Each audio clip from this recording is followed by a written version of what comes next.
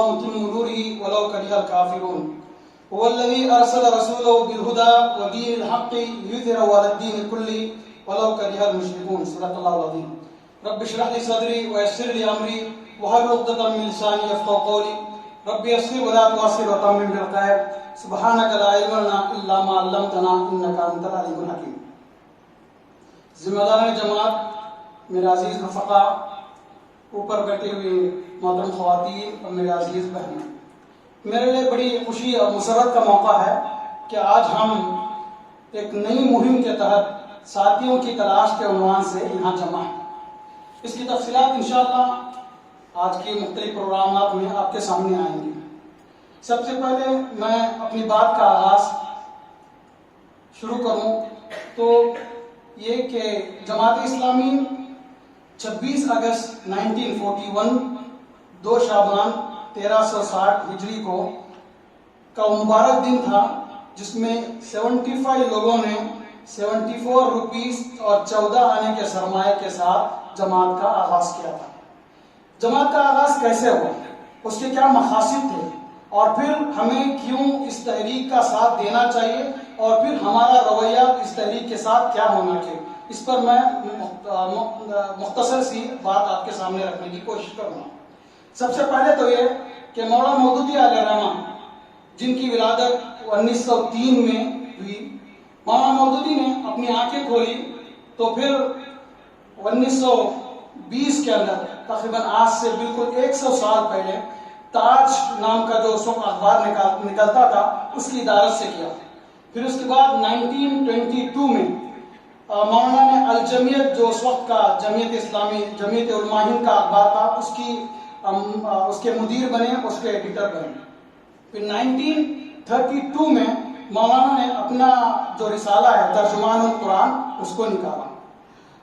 یہ وہ زمانہ تھا جبکہ 1923 میں خلافت عثمانیہ کا خاتمہ ہو چکا تھا. ہو سکتا ہے ہمارے نوجوانوں کو اس کی بہت زیادہ تفصیلات نہ ہو، البتہ میں آپ سے چاہوں گا کہ ہمیں چاہیے کہ ہم اپنی تاریخ کو سامنے رکھیں. یہ بڑا المیہ ہے، ہمارے سامنے بہت ساری چیزیں تو آ جاتی ہیں لیکن ہمیں اپنی تاریخ کا اندازہ نہیں ہے، تو ہمیں اس تاریخ کا مطالعہ کرنا چاہیے. تو یہ 1923 میں خلافت عثمانیہ کا خاتمہ ہو گیا، اور پھر جو جنگ عظیم ہے ورلڈ وار 1 یہ 1914 سے شروع ہوتی ہے اور 1918 تک رہتی ہے، اور پھر جو ورلڈ وار 2 ہے وہ 1939 میں شروع ہوتی ہے، 1945 تک جاری رہتی ہے.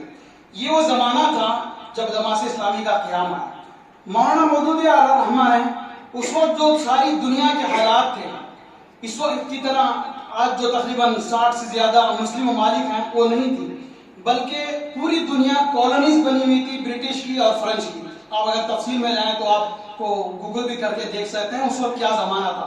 بڑا ہی سنگین قسم کا زمانہ تھا. مسلمانوں کا اس وقت کوئی ان کی اپنی کوئی حکومت کہیں پائی نہیں جاتی تھی. ایسے دور کے اندر مولانا نے اس بات کو سمجھنے کی کوشش کی کہ آخر مسلمانوں کو جو امت مسلمہ قیادت کے لیے برپا کی گئی تھی، جس کا مقصد دنیا میں بھیجنے کا یہ تھا کہ وہ قیام امن کا کام کرے اور دنیا کی رہنمائی اور رہبری کرے، یہ قوم پوری کی پوری ساری دنیا کے اندر غلام بنی ہوئی ہے. آخر اس کے اسباب کیا ہیں؟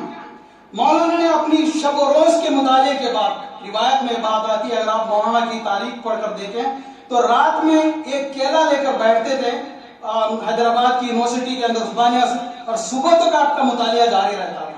شب و روز کے مطالعے کے بعد جو مسلمانوں کو برپا کرنے کا، امت مسلمہ کو برپا کرنے کا جو مقصد تھا، اور نبی اکرم صلی اللہ علیہ وسلم جس دعوت کو لے کر آئے تھے وہ یہی تھی کہ لیظہرہ علی الدین کلہ، دین اسلام کو تمام ادیان پر غالب کر دے. لیکن یہاں صورتحال یہ تھی کہ دین اسلام کو غالب کرنے کے بجائے پورے امت مسلمہ غلام بنی ہوئی تھی. اس غلامی سے کیسے نجات دلا جائے، اس کے لیے مولانا نے تحریک چلائی، اور اس وقت کے متحدہ ہندوستان، جس میں آج کا پاکستان، بنگلہ دیش اور کشمیر سے لے کر نیچے تک پوری مہم چلائی گئی، اور امت مسلمہ کے اکابرین کو یہ بات باور کرانے کی کوشش کی گئی کہ ہمارے جو امت مسلمہ کا مقصد وجود ہے اس کو کیسے حاصل کیا جائے. اس امت کو برپا کرنے کے تقاضے ہیں ان تقاضوں کو پورے کرنے کے لیے کیا کام کیا جائے، اس پر مولانا مودودی علیہ رحمان ہے 1932 سے لے کر 1941 تک ترجمان کے ذریعے سے اپنے خیالات کو اس وقت کے اکابرین تک پہنچانے کی کوشش کی، اور پھر اس کے نتیجے میں 1941 میں جماعت اسلامی کا وجود ہوا، اور اس کا مقصد یہی تھا کہ جس پیغام کو لے کر نبی اکرم صلی اللہ علیہ وسلم کا وجود ہوا ہے، آپ صلی اللہ علیہ وسلم کو جس کام کے لیے بھیجا گیا ہے، وہ کام یہی تھا کہ یریدون لیطفئوا نور اللہ بافواہہم واللہ متم نورہ ولو کرہ الکافرون، اس نور کو پورا کیا جائے، لیکن ساری دنیا اس وقت نور کو بجھانا چاہتی تھی۔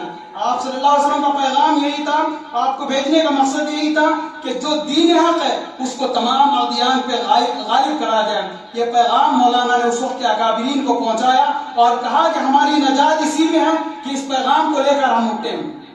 تو اس وقت جماعت اسلامی وجود میں آئی اور الحمدللہ یہ قافلہ چلتا رہا۔ ہندوستان آزاد ہوا 1947 میں، اور پھر ہندوستان کی جماعت الگ ہو گئی، پاکستان کی جماعت الگ ہو گئی، پھر 1971 کے اندر بنگلہ دیش کی جماعت الگ ہو گئی۔ جب ہندوستان آزاد ہوا تو ہندوستان کے اندر اس وقت 250 کے قریب ارکان موجود تھے، اور پھر نئے سے اس کا دستور بنا، جس کے دستور کی ابتدائی حصے کی تشریح ہمارے ناظم علاقہ نے آپ کے سامنے کی۔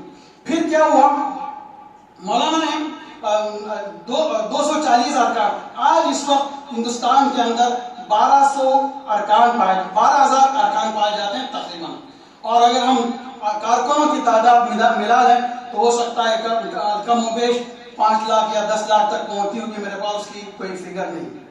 اور پھر آپ سمجھ سکتے ہیں کہ 12,000 ارکان اور تقریباً 10,000 کارکنان آپ پکڑ لیں، اور پھر ہندوستان کے نقشے پہ ذرا نظر دوڑائیں تو آپ کو ایسا محسوس ہوگا کہ کوئی بہت بڑی ٹیم ہے جماعت اسلامی کی جو اس وقت کام کر رہی ہے، نہیں ہے، مختصر سے لوگ ہیں، لیکن کام بہت واضح ہے، کام بہت بڑا ہے، اور اس کے اثرات آج اس وقت ہم دیکھ سکتے ہیں۔ میں کوئی جماعتی تعصب کی بات نہیں کر رہا ہوں، یہ زمینی حقائق ہیں کہ آج سارے ہندوستان کے اندر جماعت جو کام کر رہی ہے وہ غیر معمولی کام ہے، لیکن جب جماعت کے کام کو دیکھتے ہیں اور ان کے کارکنان اور ارکان کی تعداد کو دیکھتے ہیں تو محسوس نہیں ہوتا کہ اتنی سی مختصر سی تعداد کہ اتنا بڑا کام کیسے کر رہی ہے۔ تو میں آپ کو جو بات باور کرانا چاہ رہا ہوں کہ جماعت اسلامی کا جو مقصد ہے وہ اقامت دین کو، اسلام کو زمین پر قائم کرنا۔ بعض لوگ کہتے ہیں کہ جماعت اسلامی جو یہ دعویٰ لے کر اٹھی ہے وہ کب قائم ہوگا، 70 سال ہو گئے، کیوں قائم نہیں ہو رہا ہے؟ مجھے کہنے دیجئے، نبی اکرم صلی اللہ علیہ وسلم مکے کے اندر دعوت لے کر اٹھتے ہیں، 13 سال کام کرتے ہیں، اور کام نبی کرتا ہے، شب و روز کرتا ہے، کوئی ایک لمحہ ضائع کیے بغیر کرتا ہے، اور کتنا کرتا ہے؟ قرآن خود کہتا ہے، اللہ تعالیٰ ارشاد فرماتا ہے فَلَعَلَّكَ بَاخِعٌ نَفْسَكَ عَلَىٰ أَن يُؤْمِنُوا بِهَٰذَا الْحَدِيثِ آسفا۔ اگر میں غلطی کی تو معاف کیجیے۔ قرآن کہتا ہے کہ اے محمد صلی اللہ علیہ وسلم، اگر یہ لوگ ایمان نہ لے آئے تو کیا اس کی بدولت تم اپنے آپ کو ہلاک کر دو گے؟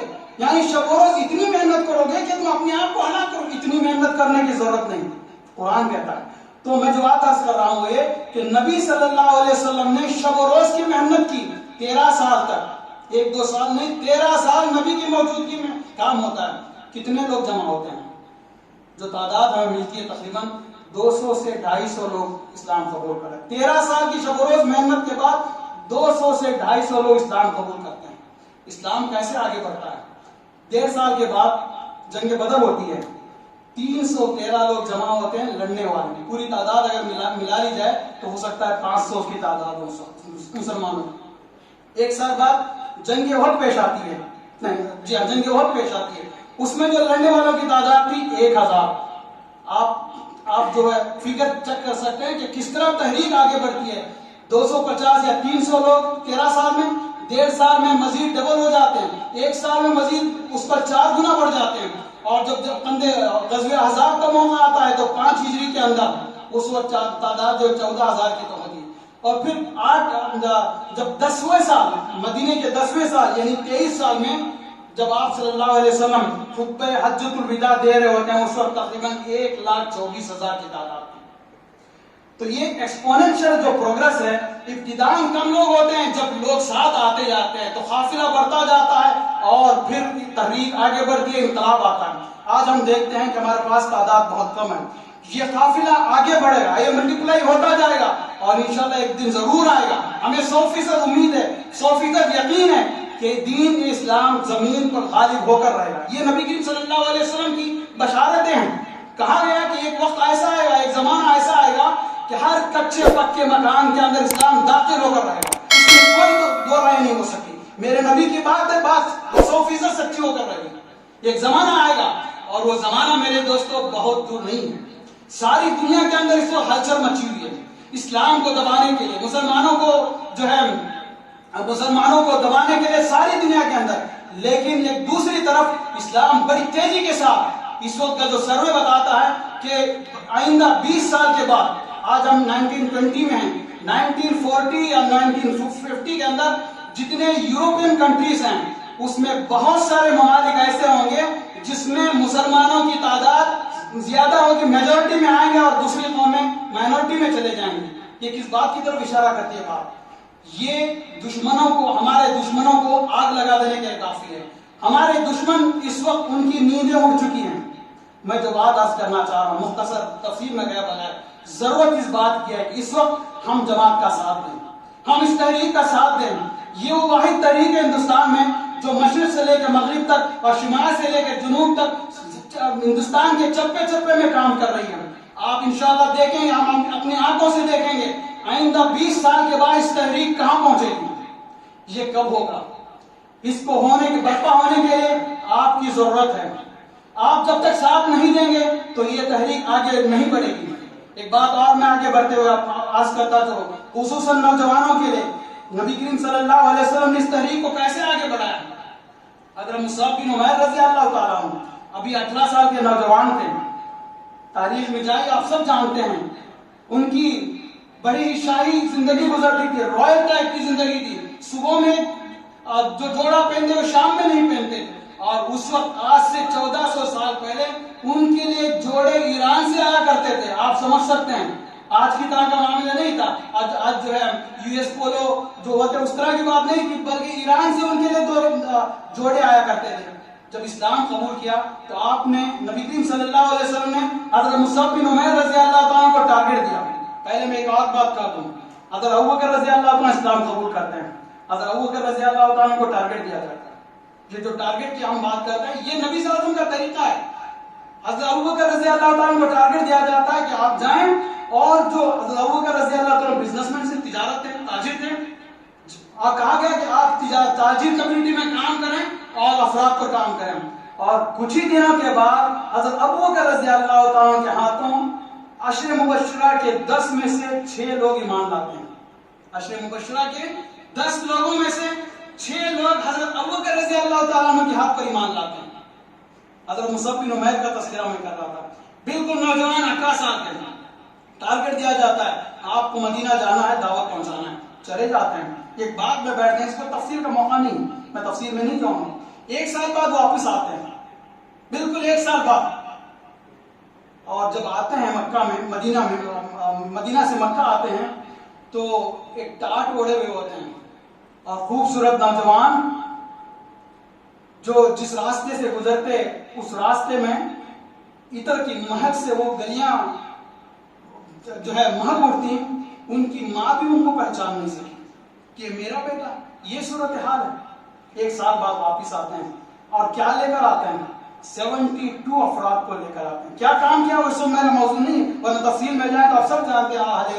72 افراد کو لے کر آتے ہیں اور بیت عقبہ ثانی جو ہمیں معلوم ہے، آپ صلی اللہ علیہ وسلم کے رات میں آپ صلی اللہ علیہ وسلم کے ہاتھوں بیعت کرتے ہیں، یا رسول اللہ آپ مدینہ آئیے، ہم اپنی جانیں قربان کر دینے کے لیے تیار ہیں۔ ایک صحابی اٹھتے ہیں، بیعت پتہ ہے تمہیں اس عہد و اس بیعت کا کیا مطلب ہے؟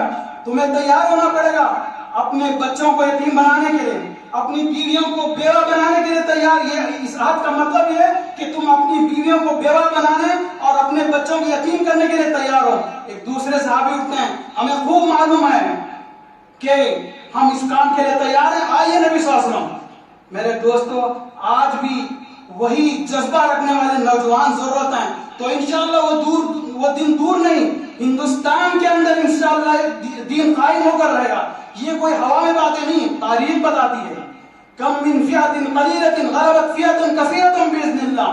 تاریخ میں کتنے بار ایسا ہوا ہے جو مائنورٹیز ہیں میجورٹی پر غالب آ چکی ہیں. آج بھی ہم دیکھتے ہیں برہمن جتنی کی تعداد میں ہوں گی یا RSS کے لوگ کتنے ہوں گے، 2% 3% سے زیادہ نہیں ہوں گے آج غالب ہیں. لیکن ان کے یہ کلمہ خبیثہ کے مانند ہے. جب کلمہ طیبہ اٹھتا ہے جس کی جڑیں زمین کے اندر مضبوط ہوتی ہیں، پھر اس کے تنے آسمان پر پھیلتے ہیں، تو دنیا کی کوئی طاقت ان کو روک نہیں سکتی. میرے دوستو یہ کب ہوگا؟ یہ اسی وقت ہو سکتا ہے جب آپ ساتھ دیں. قرآن کہتا ہے، حضرت عیسیٰ علیہ السلام کہتے ہیں، قال عیسیٰ ابن مریم للحوارین من انصاری اللہ، کون ہے میرا ساتھ دے؟ اللہ کے لیے میرا ساتھ دینے کے لیے کون اٹھتا ہے؟ اس وقت حوارین کہتے ہیں، قالوا نحن انصار اللہ، ہم اٹھتے ہیں اللہ کا ساتھ دینے کے لیے، اللہ کی مدد کے لیے. ایک بات اور میں آپ کرتے ہوئے اپنی بات کو آگے بڑھاؤں. قرآن مجید کے اندر نماز کی، روزے کی تمام چیزیں آئی ہیں، لیکن جو اللہ کی مدد خصوصی بتائی گئی، ان تنصروا اللہ ینصرکم وَيُثَبِّتْ أَقْدَامَكُمْ، جو سورہ محمد کے اندر آیت آئی ہے. آپ علماء کرام بیٹھے ہوئے ہیں، آپ مطالعہ کر کے دیکھیں، وہاں کسی نماز پڑھنے والے کے لیے نہیں کہا گیا، کسی زکوٰۃ دینے اور جو ہے روزے رکھنے والوں کے لیے نہیں کہا گیا کہ اللہ کی مدد آئے گی ان کے ساتھ اور اللہ کا مددگار نہیں کہا گیا. جو لوگ اللہ کے دین کو لے کر اٹھتے ہیں، جو لوگ اللہ کے دین کو اس زمین پر قائم کرنا چاہتے ہیں، وہ حقیقی معنوں میں انصار اللہ ہیں. ان تنصروا اللہ ینصرکم، اگر تم اللہ کی مدد کرو گے تو اللہ تمہاری مدد کرے گا. آج امت مسلمہ کا جو حال ہم سب واقف ہیں، ہمیں اس تفصیل میں جانے کی ضرورت نہیں ہے. آپ گزشتہ 6 مہینے پہلے دیکھا آپ نے کیسے شاہین باغ والوں نے دنیا کو ہلا کر رکھ دیا. آج جو اس وقت چل رہا ہے دلی کے آس پاس کسانوں کا معاملہ، وہ شاہین باغ کی طرح باغ قائم کرنا چاہ رہے ہیں. میں جو بات عرض کرنا ہوں یہ کہ جب شروع کریں گے تو دنیا کی کوئی طاقت ہمیں آڑے نہیں آ سکتی. لیکن ضرورت اس بات کی ہے ہم اٹھتے ہیں، ہم میں سے ہر فرد اٹھتے، ہر مرد اور خاتون اٹھتے. یہ دین صرف مردوں نے نہیں بلکہ خواتین نے بھی قائم کیا ہے. اس کے لیے اپنی جانیں دی ہیں، اس کے لیے بے انتہا قربانیاں دی ہیں، اس کے لیے اپنا سب کچھ لٹایا ہے. ہم جانتے ہیں حضرت آسمہ رضی اللہ تعالیٰ عنہ، کون نہیں جانتا؟ حضرت آسمہ رضی اللہ تعالیٰ عنہ جب نبی اکرم صلی اللہ علیہ وسلم ہجرت کے لیے نکلتے ہیں، ابو جہل آتا ہے پوچھتا ہے کہ کہاں گئے تمہارے باپ اور محمد صلی اللہ علیہ وسلم؟ بتاتی نہیں. تو ایک کن پٹی پہ ایک مار مارتا ہے، اور روایت میں آتا ہے کہ جس گال پر مارتا ہے تو دوسرے کان سے ان کی بالی نکل جاتی ہے. ہم حضرت سمیہ رضی اللہ تعالیٰ عنہ کے قربانیاں بھی جانتے ہیں. محترم خواتین و حضرات، یہ وقت ہے کہ ہم اٹھیں اور اس دین کو تھام لیں اور اپنا نام اس فہرست میں شمار کر لیں. جیسے میں نے کہا یہ دین قائم ہو کر رہے گا، ہم اٹھیں یا نہ اٹھیں، میں اس میں شامل رہوں یا نہ رہوں. خوش قسمت ہیں وہ لوگ جو اس تحریک میں شامل ہو جاتے ہیں. کیا مبارک ہے وہ لوگ، ابو بکر رضی اللہ تعالیٰ عنہ، کیا مبارک ہے وہ عمر اور عثمان جیسے لوگ، مصعب بن عمیر اور بے شمار وہ نوجوان صحابہ جنہوں نے اپنا نام پہلے لکھا لیا اور رہتی دنیا کا تک جو ہے ان کا نام روشن ہوا اور دین کو قائم کیا، اور ان کی بدولت آج بھی ہم یہ دین ہم تک پہنچا ہے. سب سے پہلے جو اسی لیے قرآن مجید کے اندر جو نیک لوگ ہیں، جو جنت میں جانے والے ہیں، ان کے 2 کیٹیگریز بتائیں گے، ایک سابقون الاولون اور ایک اصحاب الیمین کہا گیا. سابقون الاولون کون ہوتے ہیں؟ پہلے آ جاتے ہیں. جب کہا جائے کہ اٹھو اور اس دین کے لیے اپنا تو سب سے پہلے آ کر اپنا نظریہ، اس نظریے کو، اس آئیڈیالوجی کو ایکسپٹ کرتے ہیں اور اپنی تمام مسئلیتوں کو پیچھے رکھ کر اپنے آپ کو شامل کر دیتے ہیں. میں چاہتا ہوں کہ یہاں بیٹھا ہوا ہر نوجوان اور ہر خاتون جو اوپر بیٹھی ہوئی ہماری اپنے آپ کو سابقون الاولون میں شمار کرنے کے لیے تیار ہو جائیں. محترم مرد و خواتین، اللہ تعالیٰ اجر دینے کے لیے بے انتہا رکھا ہوا ہے. آپ کا کوئی لمحہ ضائع نہیں ہوگا. اس راہ کے اندر جو قدم اٹھیں گے، حدیث کے اندر بات ملتی ہے کہ اس راہ میں اٹھنے والا قدم اور اس قدم پر لگنے والی مٹی، جہاں وہ دھول لگے گی وہ جسم کا وہ ٹکڑا کبھی جہنم میں نہیں جا سکتا. میرے دوستوں، ضرورت اس بات کی ہے محترم خواتین اور حضرات کہ ہم اس دین کو لے کر اٹھیں. یہ ہمارا ہاتھ جو اجتماع بلایا گیا، اس کا مقصد ہی ہمارے بہت سارے لوگ ہیں جو سمپتھائزرز ہیں، متوسلین ہیں، جو جماعت کو بہتر بہتر سمجھتے ہیں، لیکن وہ دن کب آئے گا؟ کیا مومنوں کے لیے وہ دن نہیں آیا کہ اللہ کے ذکر کے ساتھ ان کے دل قلوب نرم پڑ جائیں؟ پھر کب آئے گی وہ بات؟ کیا میرے دوستوں جب ہماری آنکھیں بند ہوں گی اس وقت پھر کوئی موقع نہیں رہے گا. اگر آپ کو کچھ اختلاف ہے تو لائیے اس کو حل کیجیے، بیٹھیے. اگر اختلاف نہیں ہے تو پھر یہ کون سی چیز ہے کہ ہم یہ بھی سمجھتے ہیں کہ یہ کام ہونا چاہیے، یہ کام اچھا ہے، پھر کیوں ہم آگے بڑھ کر نہیں آ رہے ہیں؟ اسی لیے اجتماع منعقد کیا گیا ہے کہ ہمارے وہ لوگ جو جماعت اسلامی کو سمجھتے ہیں اور اچھا سمجھتے ہیں اس کا ساتھ بھی دیتے ہیں، آخر آگے بڑھ کر آگے کیوں نہیں آتے؟ یہ وہ موقع ہے میرے دوستو، یہاں سے اس بات کا اعلان میں جماعت اسلامی کے پلیٹ فارم سے کر رہا ہوں. من انصاری اللہ، کون ہے اللہ کی راہ میں اللہ کا مددگار؟ یہ جماعت کا مددگار نہیں، اللہ کا مددگار ہے. اللہ کی مدد کر، آج جو لوگ اٹھیں گے وہ اللہ کے مددگار قرار دیے جائیں گے. اور پھر اس دین کا غلبہ میں پورے یقین کے ساتھ کہتا ہوں، 100% یقین کے ساتھ، یہ دین اس زمین پر غالب آ کر رہے گا، ہر کچے پکے مکان کے اندر داخل ہو کر رہے گا. اور یہ صرف نرا فلسفہ نہیں ہے، میں ریپیٹ کروں اگر تو ساری دنیا کے اندر اس وقت دین کا غلبہ اس طرح سے ہو رہا ہے کہ لوگ مغرب میں مشرق سے زیادہ اس وقت مغرب کے اندر دین کا غلبہ، اور لوگ جوب در جوب اسلام کے اندر داخل ہو رہے ہیں. اور وہ صرف نرا عبادات کی حد تک کا دین نہیں بلکہ پورے دین کو غالب کرنے کی بات کر رہے ہیں. تو ہمیں چاہیے کہ ہم بھی آگے بڑھیں، اپنی مسئولیتوں کو بالا تاغ رکھیں، اپنی مصروفیتیں. ایک بات اور عرض کر دوں، مصروفیت اس زمین پر رہنے والا ہر شخص مصروف ہے. جب مصروفیت ختم ہو جاتی ہے تو زمین کے اندر اسے بھیج دیا جاتا ہے، اس کی یہاں زمین پر ضرورت نہیں. جو بیکار لوگ ہیں یہاں زمین پر نہیں رکھا، فوراً جتنا جلدی ممکن ہو اس کو جو ہے 6 فٹ گڑھا کھود کر پہنچا دیا جاتا ہے. زمین پر بسنے والا ہر شخص مصروف ہے، یہ کوئی بہانہ نہیں کہ مصروفیت ہے.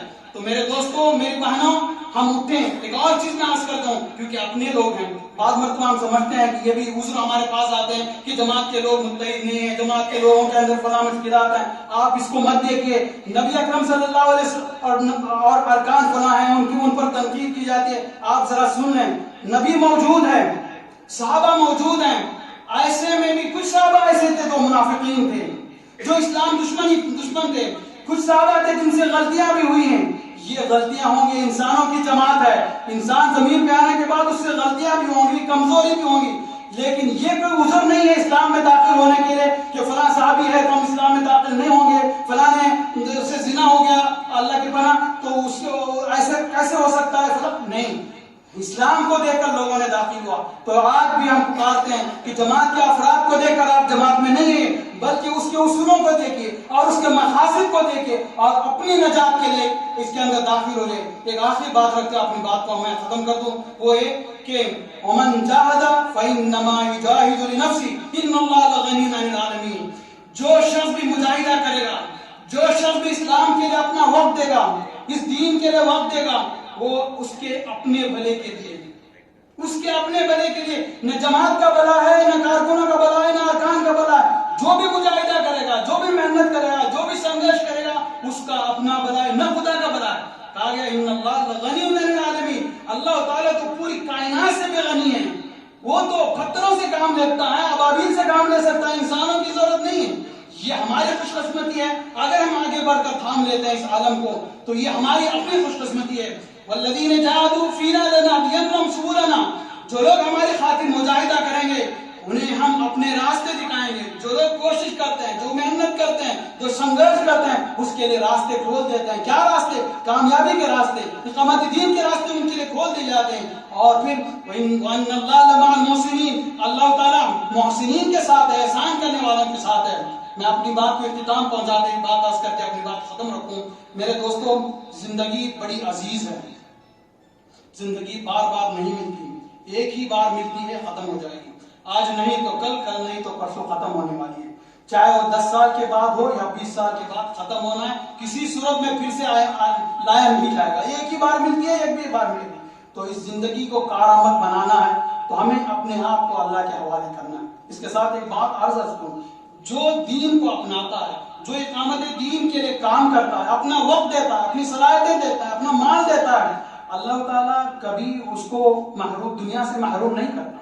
دنیا جو اس کی قسمت میں لکھی ہے مل کر رہے گی، اس کو جتنا ملنا ہے وہ مل کر رہے گا، اس میں کوئی کمی نہیں آئے گی.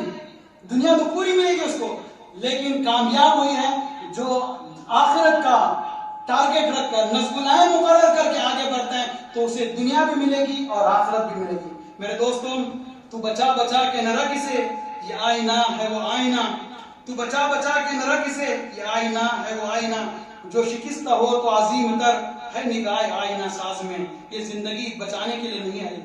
اللہ تعالیٰ اس شعر کے اندر جو کہا گیا وہ ہے کہ تم اگر اپنی زندگی کو بچاؤ گے، یہ آئینے کی طرح ہے، اسے بچانا نہیں بلکہ اس آئینے کی طرح توڑ توڑ کے چکنا چور کرنا ہے۔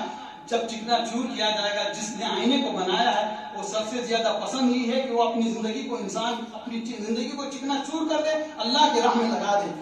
آپ ذرا تصور کے آنکھوں سے دیکھیں، قیامت کے دن حضرت مصعب بن عمیر رضی اللہ تعالیٰ اٹھیں گے، کفن، جیسا میں نے ابتداءً عرض کیا کہ کفن کا کپڑا بھی میسر نہیں آیا، کبھی سر ڈھانپا جاتا تو پیر کھل جاتے، جب پیر ڈھانپا جاتا تو سر کھل جاتے۔ پوچھا گیا یا رسول اللہ کیا کیا جائے اس شہید کے ساتھ؟ آپ صلی اللہ علیہ وسلم کی آنکھوں سے آنسو بہ رہے ہیں، کہتے ہیں ان کے سر کو ڈھانپ دو اور اکثر نام کی گھاس ان کے پیروں پہ ڈالو۔ جب قیامت کے دن اٹھیں گے تو پوچھا جائے گا آخر کیوں تمہیں مارا گیا تھا، اور پھر ان کی کیا شان ہوگی، کس درجے کا انہیں رتبہ دیا جائے گا، اللہ تعالیٰ کے کتنا قرب ان کو حاصل ہوگا۔ تو کیا ہم نہیں چاہتے کہ ہمیں بھی اپنے رب کا قرب حاصل ہو جائے، نبی صلی اللہ علیہ وسلم کی شفاعت حاصل ہو جائے؟ تو میں اپنی بات کو یہ ختم کرتا ہوں کہ اور مجھے امید ہے کہ یہاں اس وقت جو مرد و خواتین تشریف فرما ہیں وہ اٹھیں اور اس دین کے علم کو لے کر اٹھنے اور ساری دنیا پر چھا جانے کا عزم لے کر اٹھیں۔ آخر میں ایک نکتہ پھر عرض کرتے جو اگر ہم اٹھیں گے اس وقت، ساری دنیا میں جو کام ہو رہا ہے اس کا ثواب بھی ہمیں ملے گا۔ ہم جو قدم بڑھائیں گے وہ ایک قدم نہیں ہوگا بلکہ ہزاروں قدم اس کے ساتھ ہوں گے۔ یہاں ایک اور ایک دو نہیں ہوتے، یہاں تحریک کے اندر ایک اور ایک 11 ہوتے ہیں، 2 اور 2 4 نہیں ہوتے، 2 اور 2 22 ہوتے ہیں۔ اس وقت میرا موقع نہیں، ہم نے ابتداءً جو درس قرآن تھا اس میں سن لیا کہ اجتماعیت کی کیا اہمیت ہے، تو ہمیں سب مل کر کندھے سے کندھا جوڑ کر اس تحریک کے لیے، اس دین کے لیے، اقامت دین کے لیے اپنے آپ کو اٹھنا ہے، اور پھر ان لوگوں کے لیے جو اس وقت مظلوم بنے ہوئے ہیں، انہیں ستایا جا رہا ہے، انہیں پیٹا جا رہا ہے، اور عدل و خص کے نظام کو قائم کرنے کے لیے اپنے آپ کو اللہ کے حوالے کرنا چاہیے۔ اقول قولی ھذا استغفر اللہ لی ولکم ولسائر المسلمین من کل ذنب واستغفروہ انہ هو الغفور الرحیم۔ جزاکم اللہ خیر۔ ایک دو اعلانات ہیں۔